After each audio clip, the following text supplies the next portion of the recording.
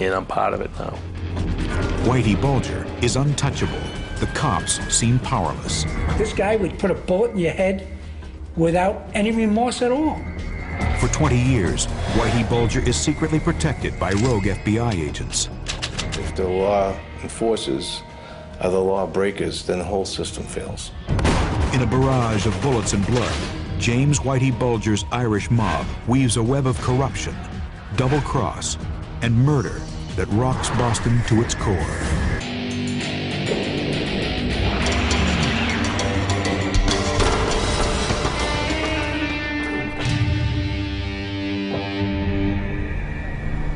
Boston, Massachusetts, May 11th, 1982. Early evening. In a waterfront bar, Brian Halloran, a small-time hood, is having dinner with an associate. Familiar with the city's Irish-American mobsters, he's being watched, but not by the cops. A young man named Kevin Weeks keeps Halloran under surveillance. I was in the lookout car. I called the hit-in. Halloran and Weeks both work for Irish-American gangster James Whitey Bulger. We were looking for Brian Halloran for a while. He was cooperating with the FBI, I believe, on a couple of murders, saying that Jim Bulger committed them. Ratting to the cops is unforgivable. Bulger plans to make an example of Halloran. Basically, what he was sending a message is, if you're going to cooperate against me, I'm going to kill you. Weeks is equipped with binoculars and a CB radio. I picked up the walkie-talkie and I let him know that he was coming out. I knew that somewhere down the line there would be violence, you know, more than beating people up and stuff. But when that comes, you're never totally prepared for it. Bulger and the triggerman screech into the lot. Jim Bulger shot him with a .30 caliber carbine and with a machine gun from the backseat. The driver was dead instantly. Panic-stricken witnesses dive for cover. Kevin Weeks looks on as Brian Halloran staggers out of the car. Brian Halloran was still alive. He got out and started walking backwards. Jim Bulger just took the rifle and started pumping bullets into him. For Weeks, the Halloran murder is a rite of passage. It makes him a full-fledged member of Whitey Bulger's inner circle. At that point, I realized my life had changed, that there was no going back. So I decided, well, if I'm going to be a criminal, I'm going to be the best criminal I can. In the 1980s, Boston is no stranger to gangland slaying. For decades, rival mobs control the city's rackets. The main Irish gangs are in Somerville and Charlestown. The Italian mafia dominates the Old North End district.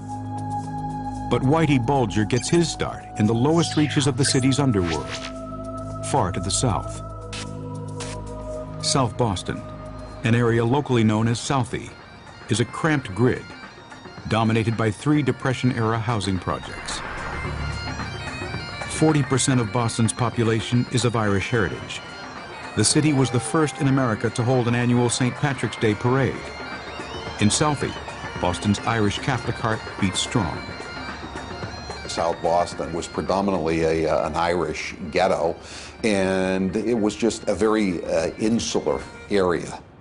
Nobody ever went over into South Boston unless they were from South Boston.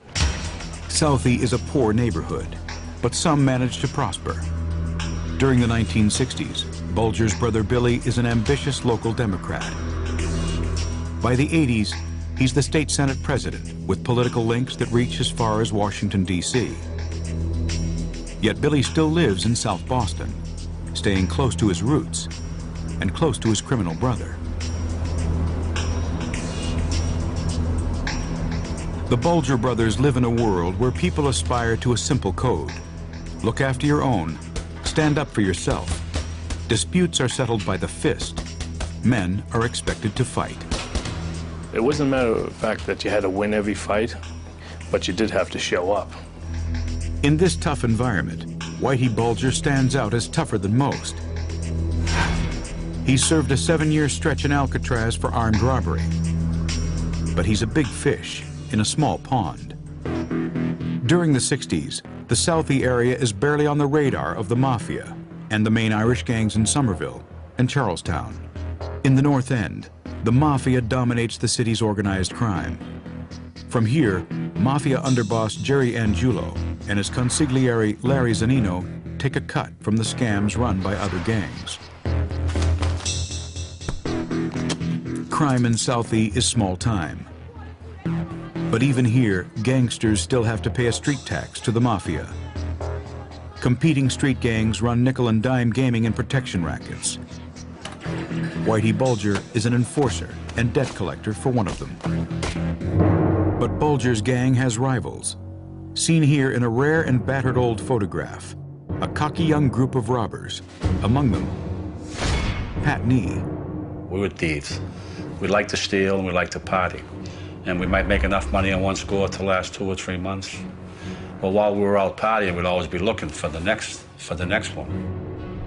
Nee's gang operates in the South Boston docks, in what is now known as the Conley Terminal.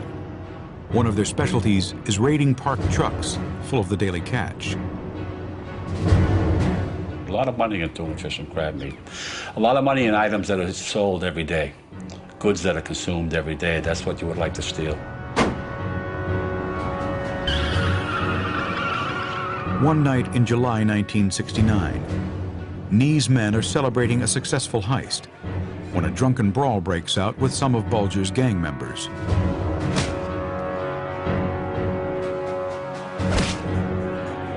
By chance, both Nee and Bulger are in another bar nearby when they hear what's happening. The two, soon to be rivals, share a ride to the fight. And when we pulled up, me and Whitey just kind of looked at each other. I said, well, it's the last time we'll be talking on this level. See you later. And he said, see you later. Then the shooting started. The war lasts from 1969 to 72. At first, it's Nee's gang who are on the receiving end, dodging Bulger's bullets in a deadly game of cat and mouse. But the war turns ugly when Nee's brother is murdered by a Bulger associate. When Peter got killed, I decided I could kill, and I started hunting. An ex-Marine with combat experience in Vietnam, Nee tracks his target with cold-blooded vengeance. One cold and wet night in November 1969, Nee finally confronts his brother's killer. I finally trapped him coming home. I creeped up the alleyway as he's parking. And then when he turned around, I said, well, it's your turn, you. And I opened up on him. Turns out I shot him over the heart, under the heart, blew out his right lung. I think I hit him twice in the stomach. I thought I hit him in the heart. And when he went down, I kicked his teeth out and I spit on him. Incredibly, Nee's target survives. But now Bulger knows that rival gangster Pat Nee is a dangerous opponent. As war is breaking out among Irish gangs in South Boston, to the north, another Irish gang war is ending. The Somerville district of Winter Hill plays host to Boston's biggest Irish mob. But this suburb is besieged by rival gangsters from neighboring Charlestown. At stake, lucrative bookmaking and extortion rackets. Howie Winter is the leader of the Winter Hill gang from during the late 1960s. Life wasn't worth much in those days, you know. I mean, most of us had a mindset that we were not going to survive too long, you know. By the early 1970s, the war has cost over 40 lives from both gangs. Myself and a couple other guys were all that was left, really, you know. Most everybody else was deceased. As one of the few survivors, Winter claims the leadership of all Boston Irish gangs. But he's short of manpower. In 1972, Whitey Bulger offers to step into the breach and join forces with Winter. But first, he asks Winter to help him make peace with his rival, Pat Nee. With Howie Winter as benefactor, Nee and Bulger sit down together for the first time in 2 years. We met, and we didn't shake hands. We sat down at the same table, and we started talking. We decided to end the hostilities between ourselves at that point. Bulger proposes that he and Nee team up and split South Boston's rackets between them. They would pay Howie Winter a share of their take, and he in turn would pay the mafia. In the name of peace, Nee goes along with the plan. We took everything over. We went around to all the bookies, all the loan sharks, and said, "You now work for us." Local boxing gyms supply Whitey Bulger with young new recruits, expanding his operation. And his job is made unexpectedly easier when violence suddenly erupts on the streets of South Boston.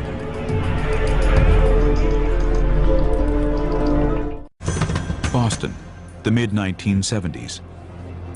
Fledgling kingpin James Whitey Bulger builds a criminal power base in South Boston. But then, a bombshell rocks the Southie community. In June 1974, a federal judge orders a forced integration of Boston's schools. Black and white children are bused to different neighborhoods. It's a noble experiment in equality of opportunity. But in Southie, busing ignites hostility. You do not give the right of any minority by sacrificing the right of a majority. It was a matter of fact that, you were born and brought up in South Boston. You had neighborhood schools that were 2-3 blocks away from you. I have to leave my school so they can come in. No, it's not happening. South Boston erupts in protest.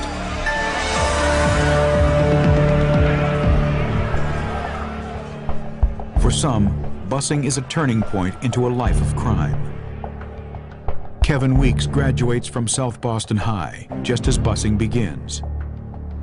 In September 1974, he takes a job as a security aide at his old school, but soon gets sucked into the violence. I was supposed to be breaking up the fights, but when there was a fight, I was right in the middle of it, helping my friends.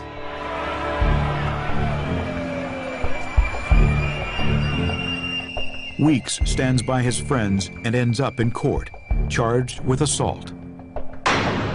The case is dismissed. But as he leaves court, Weeks is spotted by Billy O'Neill, a local bar owner. And that's when my life took on a whole different meaning. Kevin Weeks is soon working as a bouncer at O'Neill's bar, then called Triple O's. It's an establishment frequented by James Bulger. Jim Bulger took an interest in me because of all the fights I was having, and police would come in, and I always just held my own with them, kept my mouth shut, and took care of whatever business I had.